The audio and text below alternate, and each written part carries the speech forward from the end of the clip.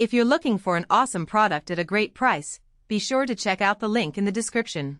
In a development that could drastically reshape the already volatile landscape of Gaza, Israeli Prime Minister Benjamin Netanyahu has signaled his intention to fully occupy the territory.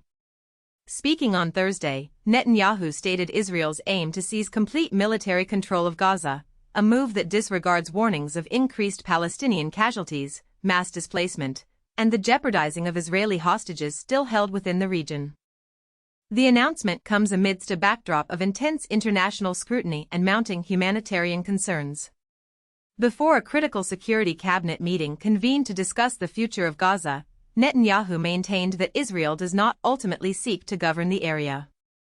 Instead, he expressed a desire to hand over control to friendly Arab nations.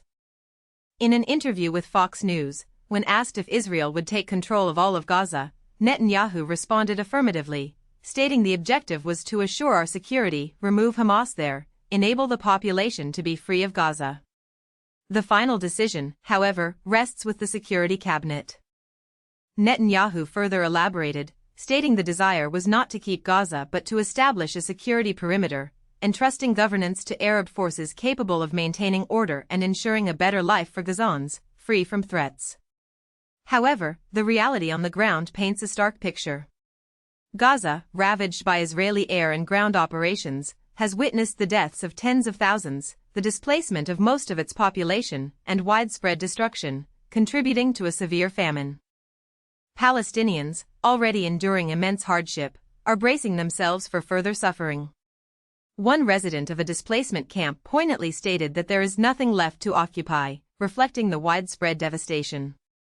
Another Palestinian, who had repeatedly been displaced, questioned where to go, highlighting the profound sense of despair and the erosion of dignity caused by displacement, begging for basic necessities.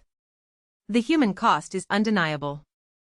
Local hospitals reported at least 42 Palestinians killed in Israeli airstrikes and shootings across southern Gaza on Thursday alone. Israeli media reports indicate that Netanyahu aimed to secure approval for the full occupation of the Strip at the Security Cabinet meeting held that evening. This plan could involve deploying ground troops into areas largely spared from the initial destruction, encompassing roughly 25% of the territory. These areas are where many of the 2 million Gazan residents had sought refuge. Reports suggest Israel is preparing a two-phase operation to seize control of Gaza City, planning to evacuate around 1 million residents, approximately half of Gaza's population. Officials describe this as a temporary measure to establish civilian infrastructure in central Gaza.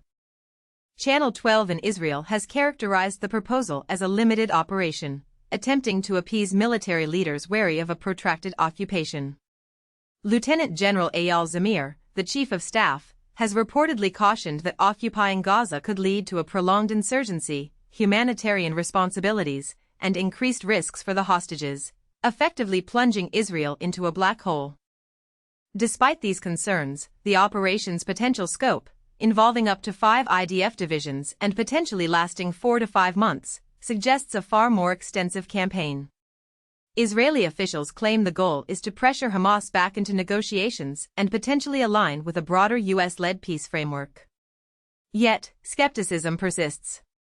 One unnamed security official described the situation as entering a Vietnam model, with our eyes wide open. The humanitarian crisis in Gaza is further exacerbated by the war. The UN reports that only 1.5% of Gaza's farmland remains accessible, placing the starving Palestinian population in a critical situation. International pressure for a ceasefire is immense, but Netanyahu faces internal pressure from within his coalition to continue the war. Some far-right allies in his government advocate for complete occupation and the re-establishment of Israeli settlements, a move that comes 2 decades after Israel withdrew from the area. Finance Minister Bezalel Smotrich expressed his hope that the government would approve the military's control over the remaining part of Gaza. The World Health Organization reported on Thursday that 99 deaths due to malnutrition have occurred this year in the Gaza Strip, a figure they acknowledge is likely an underestimation. International condemnation of the humanitarian situation in Gaza has intensified pressure on Israel. UN agencies are sounding the alarm about famine conditions. WHO Director General Tedros Adhanom Ghebreyesus has called for scaled-up, sustained, and unimpeded aid to be allowed into Gaza through all possible routes. He emphasized that people in Gaza have limited access to basic services, have faced repeated displacement, and are now suffering from a blockade of food supplies. Widespread malnutrition is present and hunger-related deaths are rising. In July, almost 12,000 children under the age of 5 were identified as suffering from acute malnutrition, the highest monthly figure ever recorded. Local health officials estimate that over 61,000 Palestinians have been killed as a result of the Israeli assault on Gaza. A satellite survey by the UN's Food and Agriculture Organization reveals that only 1.5% of Gaza's farmland, less than 1 square mile, is accessible and undamaged. Meanwhile, in Israel, the families of the roughly 20 remaining living hostages are calling for protests against the government, fearing that the military action will endanger the lives of their loved ones. On Thursday morning, approximately 20 family members of those still held captive in Gaza boarded boats departing from Ashkelon, a coastal city near the border with Gaza. They carried yellow flags and posters bearing the images of the hostages, as they called out their names. The families appealed directly to Netanyahu, as well as the lead hostage negotiator and the IDF chief, pleading for courageous leadership and the immediate release of their loved ones, warning against sacrificing them on the altar of an endless war. Of the 251 individuals kidnapped on October 7, 2023, by Hamas and its allies, 49 remain hostages in Gaza, with the army declaring 27 of them dead. In a separate development, Israeli authorities